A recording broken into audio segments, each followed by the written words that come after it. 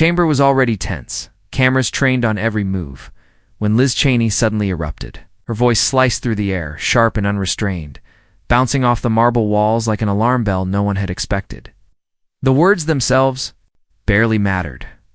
It was the force, the volume, the sheer desperation and the delivery that seized the room. People shifted in their seats. Aides froze mid-note. Observers leaned forward, wide-eyed, as if something historic had just snapped into motion.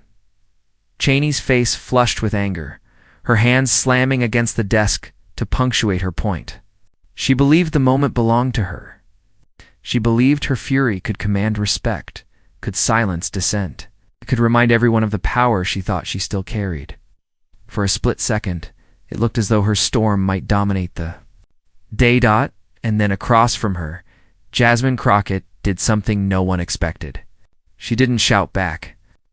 She didn't frown, didn't flinch, didn't even raise her voice to meet the volume hurled at her.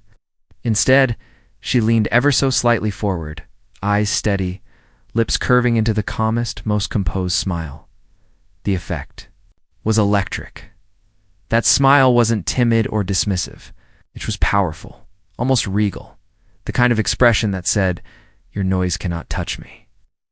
It was a reminder that real strength is not measured in decibels, but in control. The chamber felt the shift instantly. Gasps rippled. A camera zoomed closer.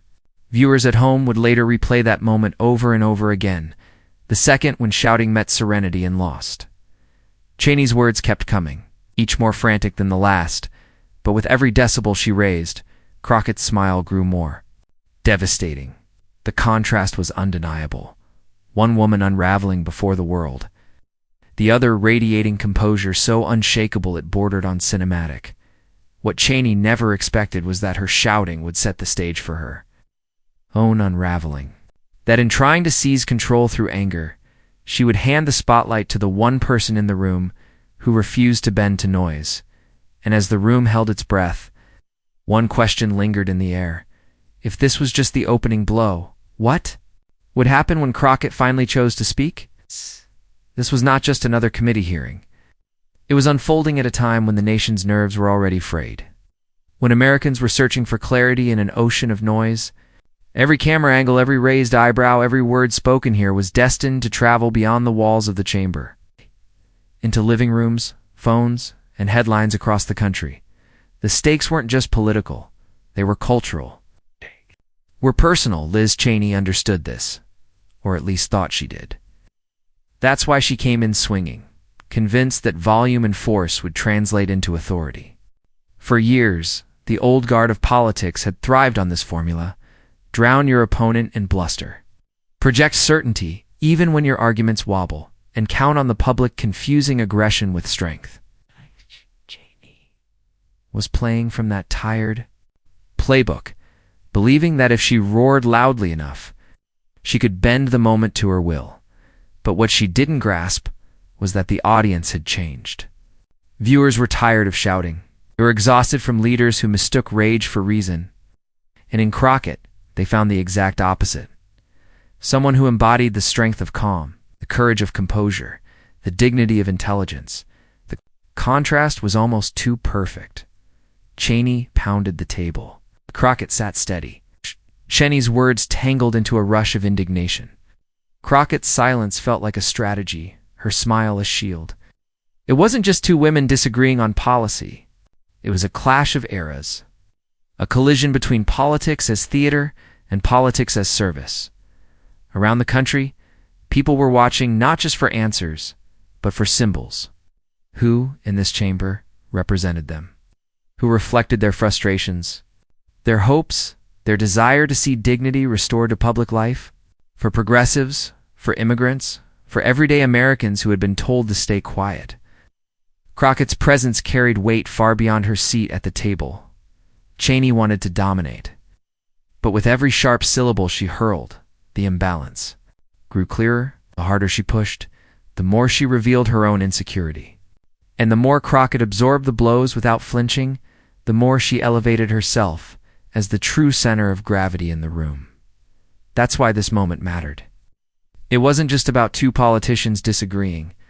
It was about whether the old style of politics, the red-faced shouting, the aggressive posturing, could still intimidate, or whether a new model could rise, one built on clarity and composure. The cameras captured every second of that duel, and millions would soon be debating not just what was said, but how it was said. What Cheney failed to realize was that every raised decibel was digging her deeper into a trap she couldn't escape. Because while she was busy performing power, Crockett was embodying it. The difference was devastating, and as the scene reached its peak, as the tension built higher and higher, the audience watching felt it too. This wasn't going to end the way Cheney thought, because as the cameras rolled, what happened next would flip the script in a way no one saw coming. Liz Cheney was never a stranger to power. Born into one of America's most entrenched political dynasties, she grew up with access, influence, and a last name that opened doors most people could never dream of. Her father, Dick Cheney, carved a legacy of ruthless strategy and unapologetic force during his years as vice president, and Liz absorbed that ethos. To her, politics was not about persuasion. It was about domination. She was raised in the shadow of a man who believed power was seized, not earned. And she carried that conviction into her own career. When Cheney first entered Congress, she quickly gained a reputation for being sharp-tongued and unyielding. She built her brand on projecting toughness. Whether she was attacking opponents across the aisle or clashing with members of her own party, her allies praised her as fearless. Her critics saw arrogance. What both sides recognized was her willingness to bulldoze her way through debates, leaning on volume, intensity, and pedigree rather than humility or empathy. Time and again, Cheney leaned into this approach. In hearings, she interrupted. On the floor, she raised her voice. In interviews, she rarely conceded nuance. There was a sense that compromise was beneath her, that listening equaled weakness. Even when she took controversial stands against her own party, it wasn't done with quiet conviction, but with a flair that demanded headlines. She was always on stage, always performing strength. Even when her foundation was cracking beneath her, her contradictions were glaring. She often spoke about defending democracy, yet she aligned with policies that marginalized vulnerable communities. She claimed to stand for integrity, yet her career was built on leveraging the very privilege she insisted she opposed. She positioned herself as a warrior for accountability, but when challenged personally, she defaulted to aggression, as if shouting could erase the double standards that followed her. These contradictions made her both fascinating and infuriating. Too many, she embodied the worst of Washington, the entitlement of lineage mixed with the arrogance of unchecked confidence. And that arrogance grew more transparent the more she spoke. In moments when humility or grace could have earned her respect, she chose confrontation. In spaces where quiet strength could have calmed the room, she raised her voice instead. The Cheney style of politics was built on an old assumption that Americans still equated volume with authority, that the loudest voice in the room was automatically the strongest. For decades, that formula worked. But in a climate where people longed for authenticity and composure, her approach began to feel brittle, even desperate. Her clashes with opponents often followed the same pattern. She entered with force, bristling with certainty, convinced that sheer willpower would carry her argument. But time after time, her aggressiveness revealed more about her insecurities than her strength. Critics noted how her tone bordered on condescension, how her refusal to yield only deepened divisions. Instead of leading, she often alienated, and yet Cheney never seemed to see it. In her mind, doubling down was the only answer. If she was criticized, she shouted louder. If her words sparked backlash, she raised her chin higher. It was an endless cycle, one that worked as long as her opponents played into her rhythm. But Jasmine Crockett was not like Cheney's past adversaries.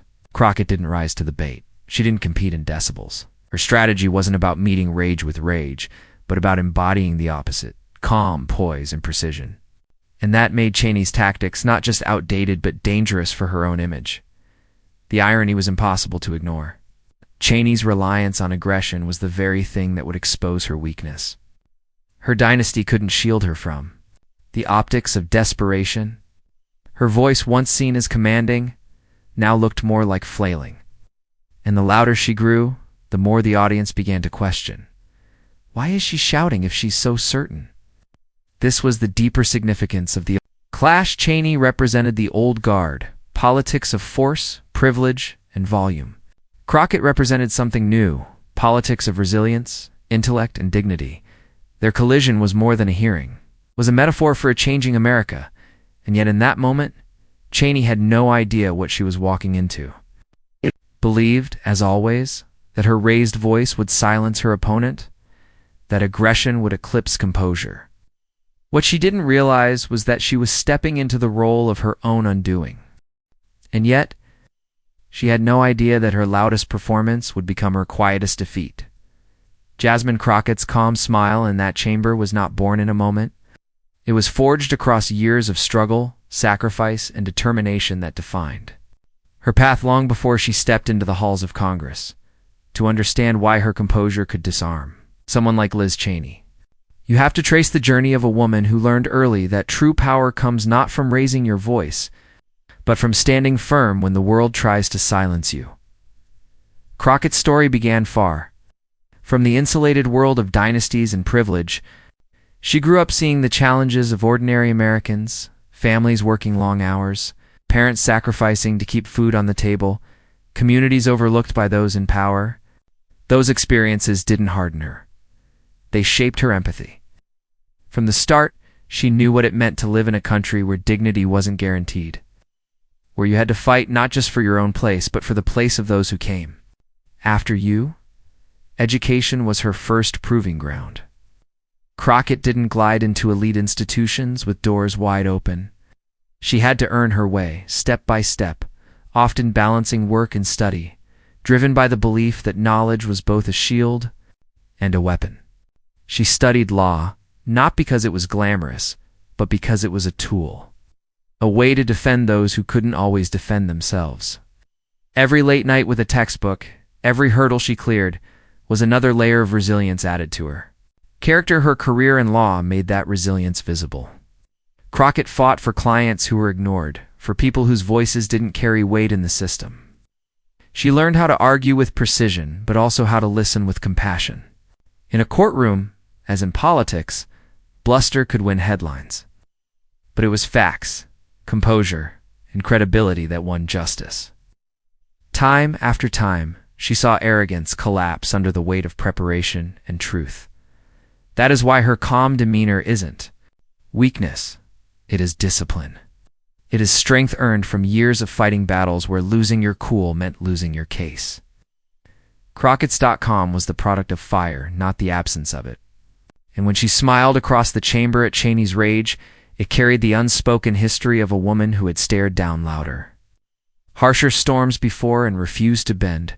Her service in public life was a natural extension of that journey. Crockett didn't enter politics for spotlight or dynasty. She stepped forward because she knew what it felt like for communities to be voiceless. She believed she could amplify them. Her presence in Congress isn't just her victory, it's the victory of those who believed someone like them could one day sit at that table. She represents immigrants, working-class families, young people struggling with debt, women who are told to sit down when they raise their voices. In her, millions see a reflection of themselves. This connection to ordinary Americans is what makes her so powerful in moments of confrontation. When Crockett faces arrogance, she is not just speaking for herself. She is speaking for those who have been shouted down in workplaces, ignored in hospitals, dismissed in classrooms, overlooked in courts. Is a collective calm, a dignity shared by the people who raised her, taught her, trusted her to carry their stories into power. Of course, her rise wasn't without resistance. For every door she pushed open, there were forces trying to slam it shut. She was underestimated, told she was too young, too unpolished, too unconnected. She faced the quiet sneers of those who believed politics was reserved for dynasties like Cheney's, but every doubt thrown at her only strengthened her resolve. She learned to let condescension fuel her. to turn arrogance into opportunity. This is why the clash with Cheney resonated so deeply. It wasn't just one politician facing another. It was a symbol of two Americas colliding, one born into privilege and demanding to be heard, the other rising from perseverance and proving that dignity speaks louder than any shout. When Cheney yelled, Crockett didn't just smile for herself. She smiled for every person who had ever been told to sit down, to be quiet, to know their place. And that smile told a story of resilience over inheritance, of empathy over entitlement, of courage over bluster. It was the story of a woman who knew that calm is not the absence of strength, but the very essence of it. This wasn't her first time facing arrogance, and it wouldn't be the last. The chamber grew tighter. With every passing second, Cheney, flushed and visibly unsettled, doubled down on her strategy. Her voice rose, not just in pitch, but in desperation, every sentence landing like a hammer against the table. She leaned forward, pointing, interrupting, cutting off Crockett before she could respond. It wasn't dialogue anymore. It was an assault. A performance designed to overwhelm rather than persuade. Observers shifted in their seats, some exchanging glances as if silently asking whether this had gone too far. The air itself seemed heavy with discomfort, the kind that comes when someone mistakes volume for victory. And still, Crockett didn't bite. She sat steady, her posture upright, her expression unshaken. That same calm smile lingered on her face, not mocking, not dismissive, but quietly devastating. Every time Cheney lunged forward with another accusation, Crockett's eyes held steady, her silence speaking louder than any interruption could. It was a duel of styles, rage against poise, noise against dignity. Cheney mistook that calm for weakness. She pushed harder, her words accelerating until they tangled on themselves. She stumbled, mid-sentence, tried again, raised her voice even higher. To her, Crockett's composure was infuriating because it denied her the one thing she craved most. In that moment, control. The audience felt the imbalance. Murmurs rippled through the rows behind the committee table. A staffer near the corner glanced at the cameras, realizing this wasn't just a hearing anymore. It was a spectacle, one the public would soon dissect frame by frame. A cough echoed awkwardly through the silence that followed Cheney's outburst, only to be drowned again by her unrelenting voice. And yet, no matter how loud Cheney became, Crockett never shifted. She didn't lean back, didn't roll her eyes, didn't let her composure falter for a second.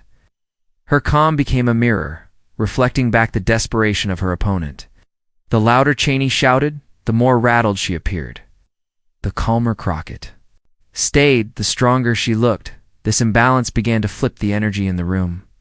What started as Cheney's stage was slowly becoming Crockett's. Every camera operator recognized it. Their lenses tightened not on Cheney's raised voice, but on Crockett's steady, unreadable smile.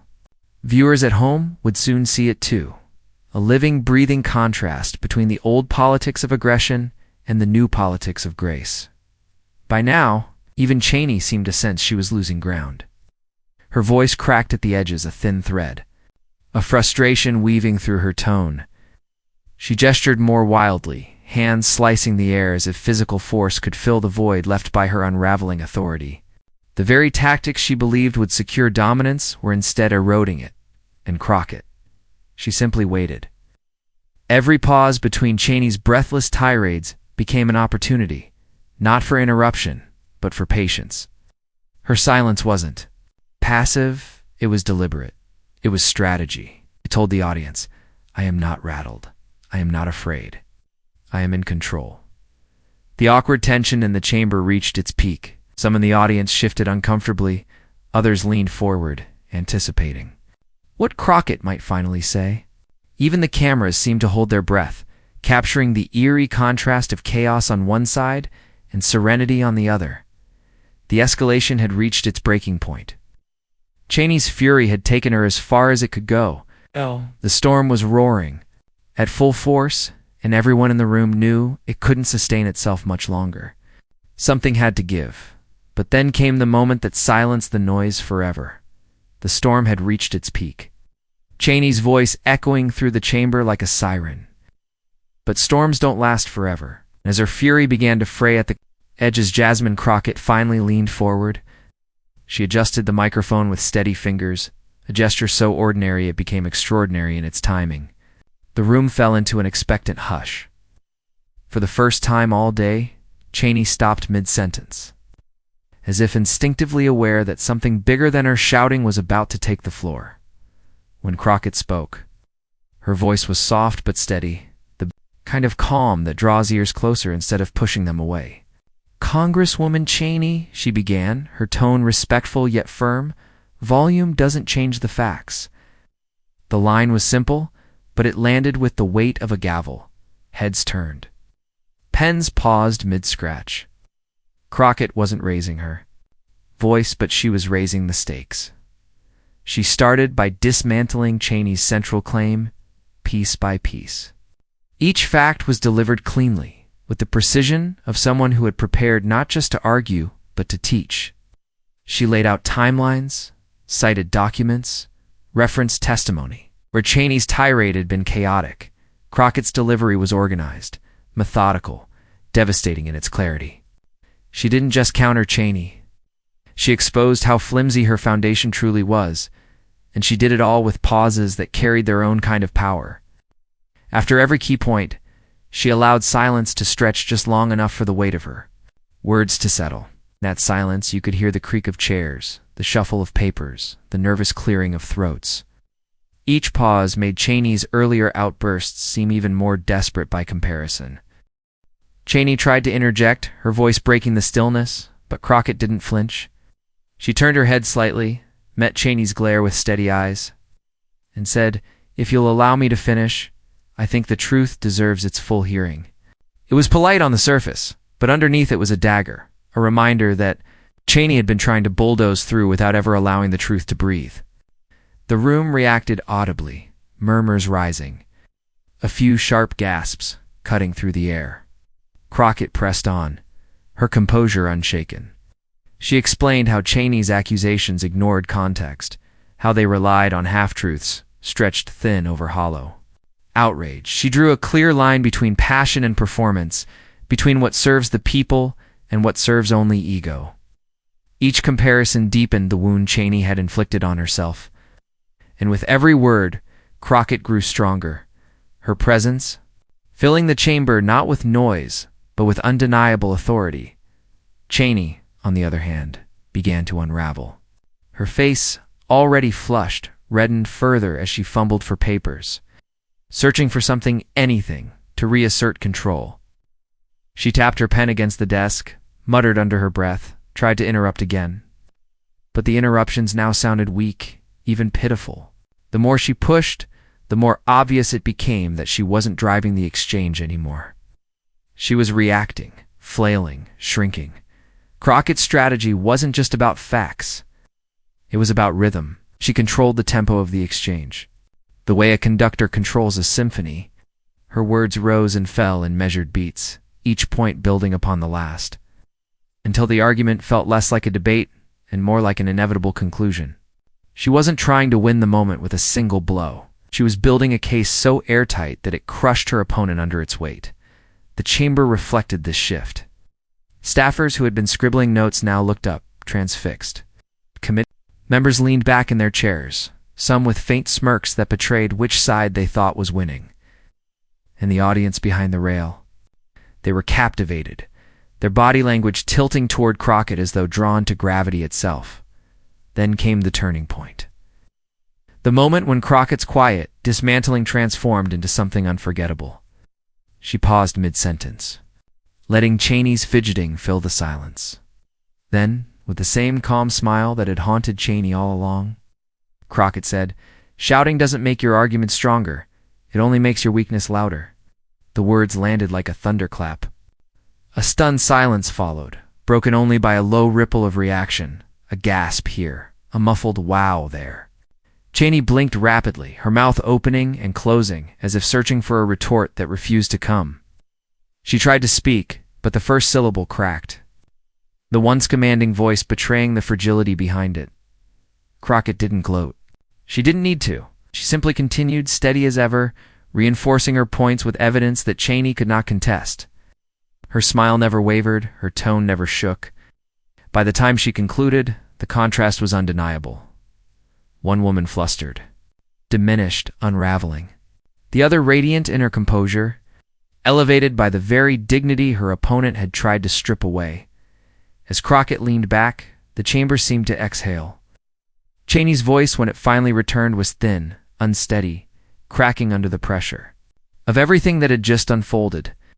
For all her fury, all her volume, she now looked small, a figure undone, not by insults, but by truth delivered with grace. And the image that remained, burned into every camera angle, was Crockett's calm smile holding steady as Cheney's confidence shattered. It was more than a moment. It was a symbol, the quiet triumph of dignity over chaos in the world outside that chamber. It exploded. The clash didn't end in the chamber. In many ways, it had only just begun. Within minutes of the hearing, closing clips of the exchange hit social media, spreading faster than wildfire. The image of Jasmine Crockett's calm, steady smile facing down Liz Cheney's furious shouting became the snapshot of the day. On Twitter, on TikTok, on Instagram, everywhere you looked, the moment replayed, dissected, remixed. The hashtags wrote themselves. Hashtag calm crush trended within an hour. Hashtag smile, a shout followed close behind. But the one that stuck, the one that dominated feeds for days, was simple and devastating. Hashtag Crockett.com. People weren't just watching the clip. They were sharing it with captions like, "This is how you win without raising your voice." And a masterclass in composure memes flooded in.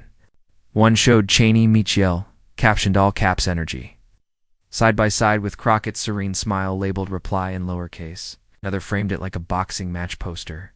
Round 1, the shout versus the smile. Winner, the smile.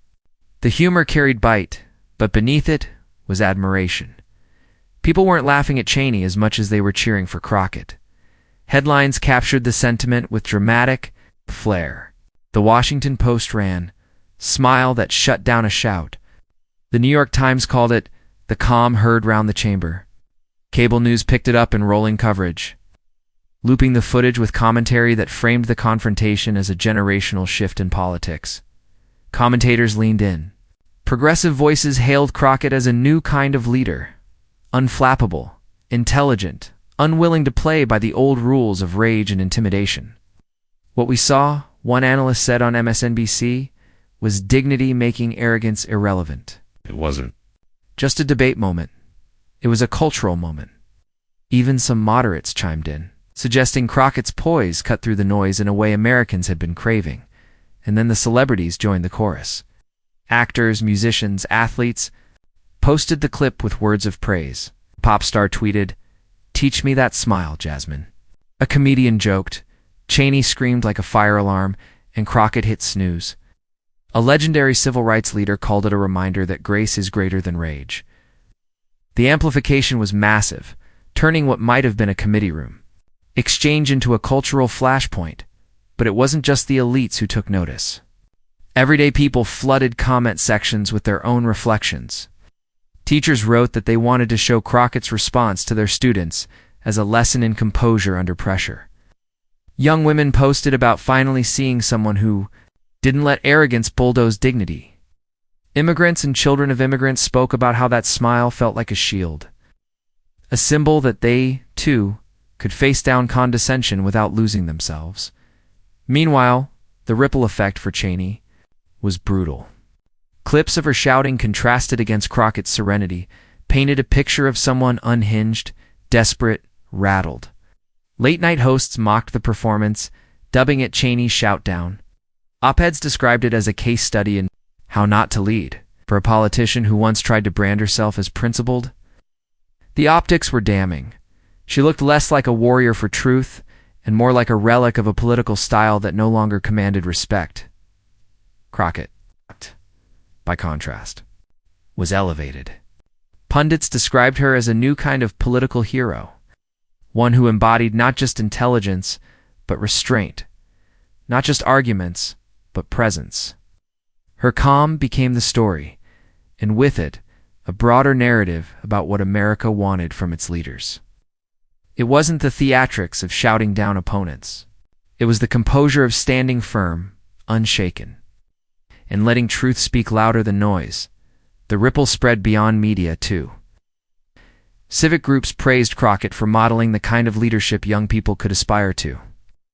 Editorial boards urged more politicians to follow her example. Online, people began sharing personal stories of times they'd been shouted over, dismissed, or underestimated, and how Crockett's smile made them feel seen. It was bigger than one clash. It was a cultural touchstone, a moment that said something about where the country was headed. Arrogance, no matter how loud, no longer looked like strength. Calm, rooted in dignity, had become the new mic drop.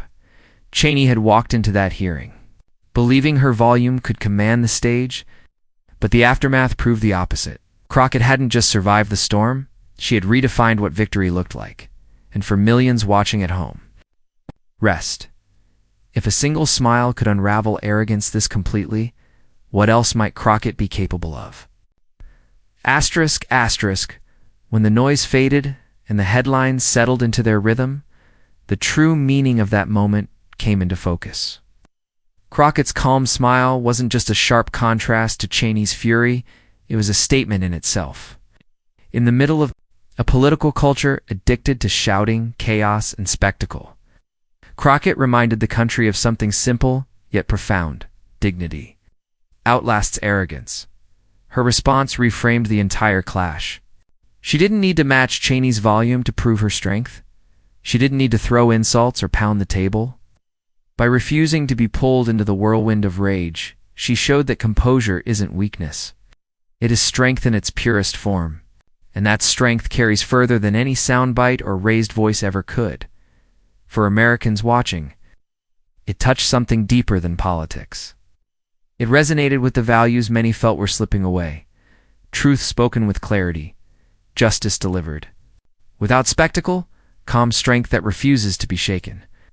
Crockett's demeanor felt almost like a mirror, reflecting the quiet resilience found in so many people who have had to hold their heads high when dismissed, when underestimated, when shouted over.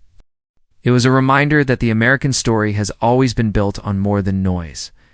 Progress has never come from the loudest voice in the room, but from the voices that endure even when drowned out.